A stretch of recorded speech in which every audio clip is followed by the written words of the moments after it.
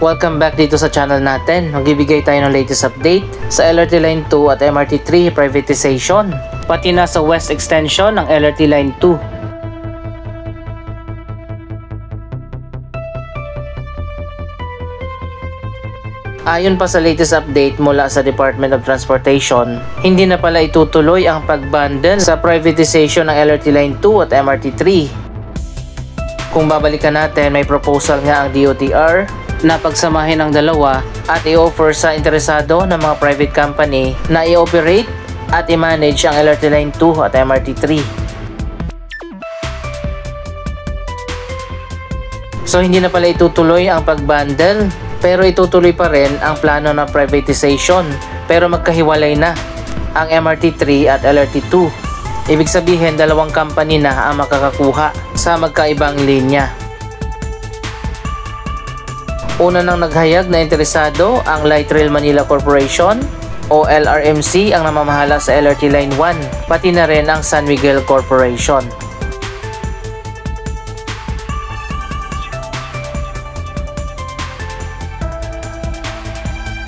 Hindi na itinuloy ang pagbundle sa LRT Line 2 at MRT 3 dahil sa magkaiba ang sitwasyon at mga proyektong itatayo sa dalawang linya. Ang LRT Line 2 may project pa na hindi natuloy ang West Extension at may proposal pa na magtayo ng Kogyo Extension. Ang MRT 3 naman ay natapos na yung rehabilitation dyan, pero may problema pa rin dyan dahil hanggang sa ngayon hindi pa magamit yung mga Dalian trains dahil sa iba't ibang mga kadahilanan. Hindi na natin isa-isahin pa. Ang International Finance Group ang namamahala sa privatization ng LRT Line 2 at ang Asian Development Bank naman ang mamamahala sa privatization ng MRT 3.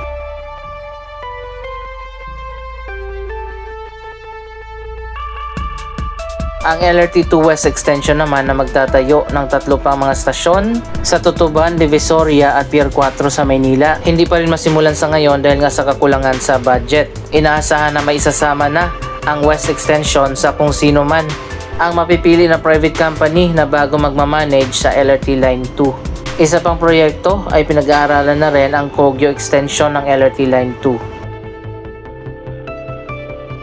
Ang feasibility study para sa privatization ng dalawang linya ay inaasahan na matatapos ngayong taon.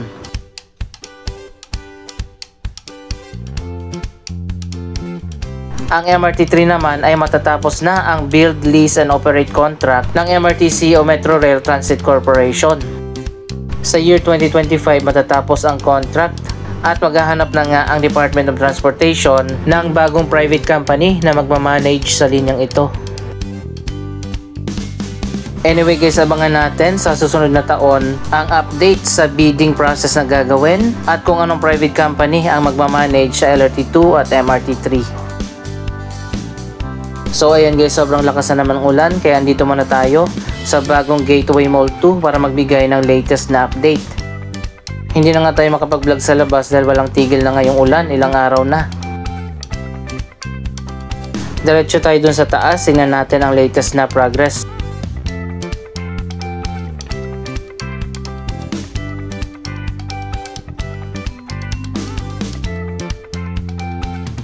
Andito tayo sa harap ng bagong Sagrada Familia Church sa taas ng bagong Gateway Mall 2. Bukas na rin yung bagong Ibis Styles Hotel na connected dito sa mall.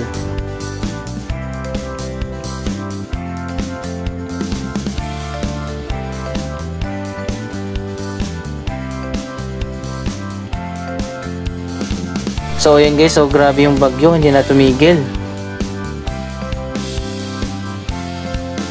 Tingnan natin yung ginagawa na bagong food court. Andito pala tayo sa overlooking view sa taas ng mall.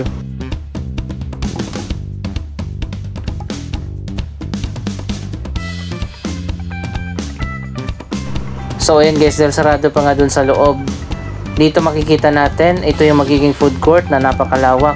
Tinanggal na pala yung garden dito sa likod.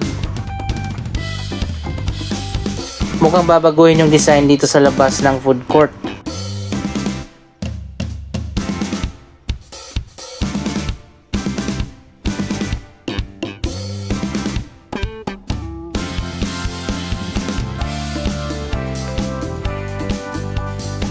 Abangan pa natin kung anong gagawin dito.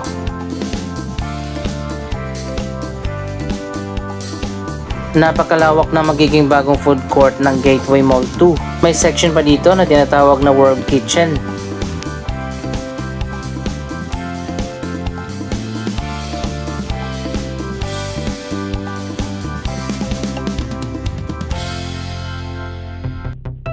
So ayan guys, itong kahabaan na to, yung magiging food court. Nasa 150 ang mga food outlets na magbubukas dito. Sobrang dami pala, mas malawak pa sa food court doon sa Gateway 1.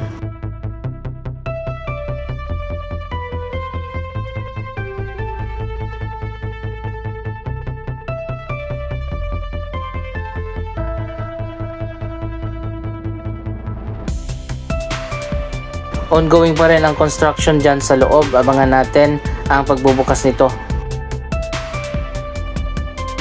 Malapit lang ito sa cinema area.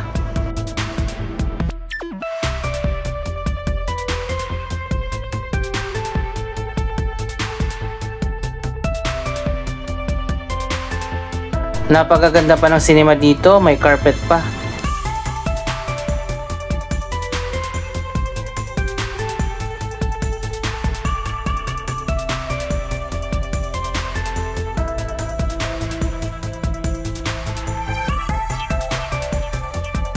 $80 na pala ang lahat ng cinemas sa Gateway Mall 1, kasama na dito sa Gateway Mall 2.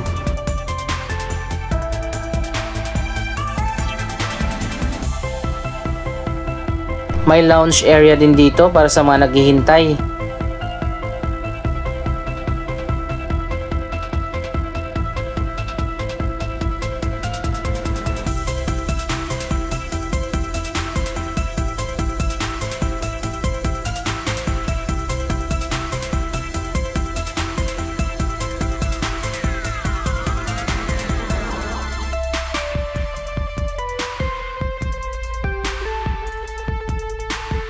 May mga bagong bukas na dito katulad ng Furniture Republic,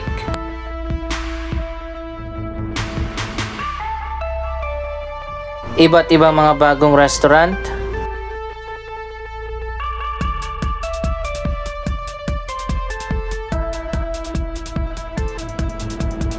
ito naman ang modern na palengke na may mga restaurant din dito sa loob.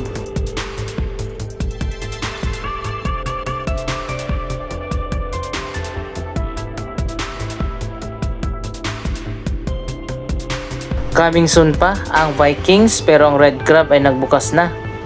Parang maliit lang yung area ng Vikings.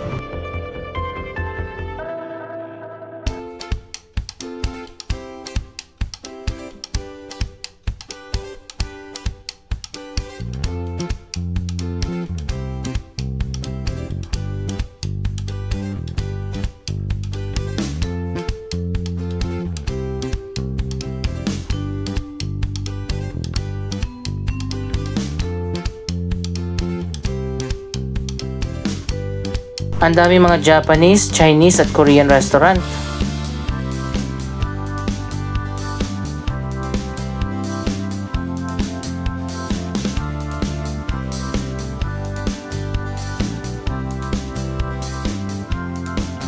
Ang atrium ang nagiging venue sa iba't ibang mga shows at events. Dito rin makikita ang Quantum Sky View.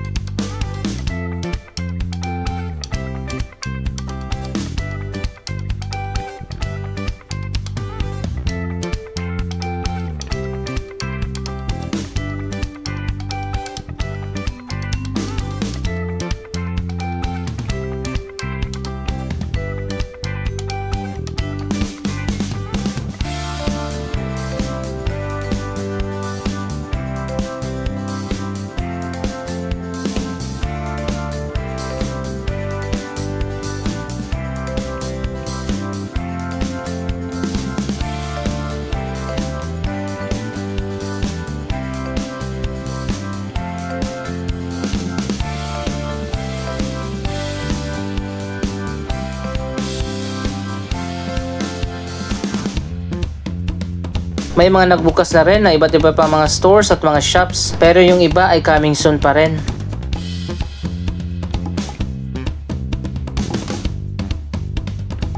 Marami pang areas dito sa mall ang vacant.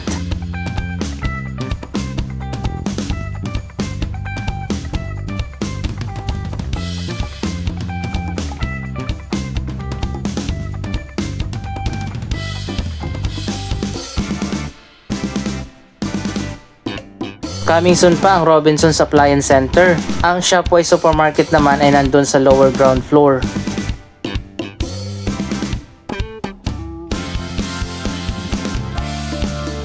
May malawak na gym pa na magbubukas dito.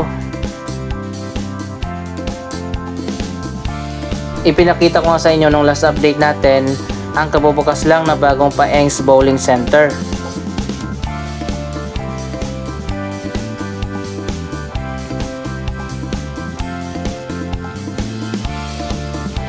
Napakalawak din ang area dito. Dalawa yung bowling area at meron ding billiards.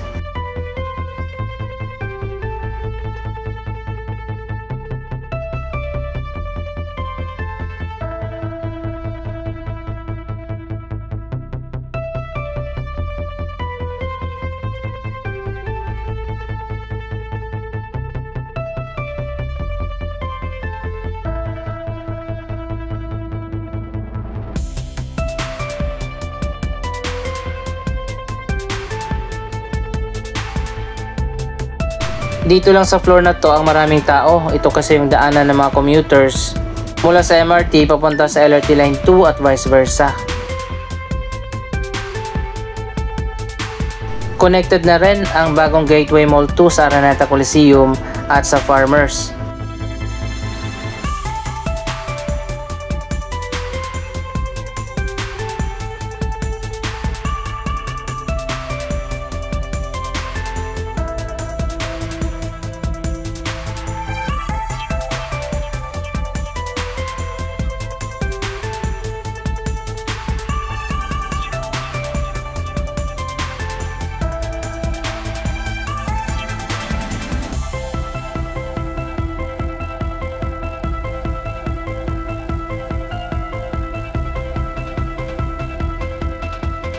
Nasa baba ang indoor lagoon na may fountain.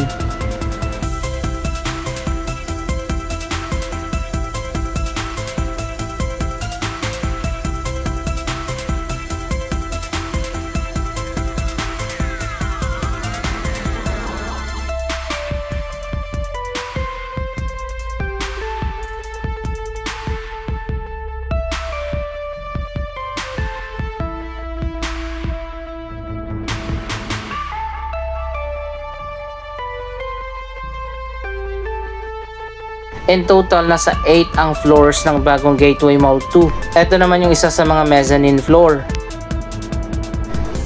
Itong area na to dedicated para sa mga high-end restaurant.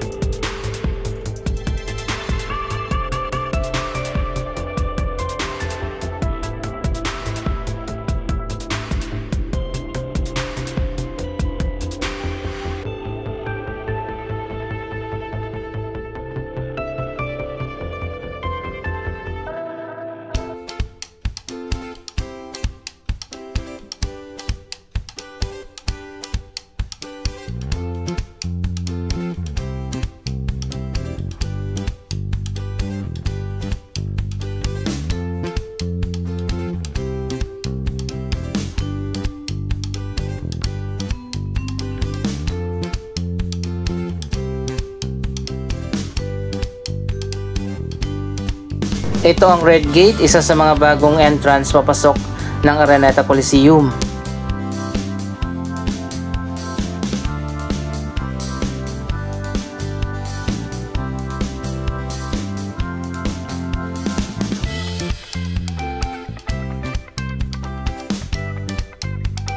Bukas na ang lahat ng restaurant dito sa baba, sa paligid ng indoor lagoon.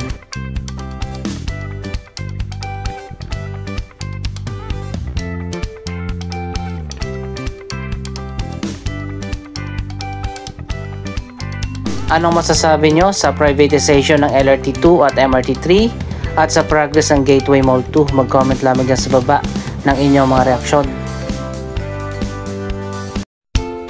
Maraming salamat sa inyong panonood. Don't forget to like, share, comment, at subscribe. Thank you for watching.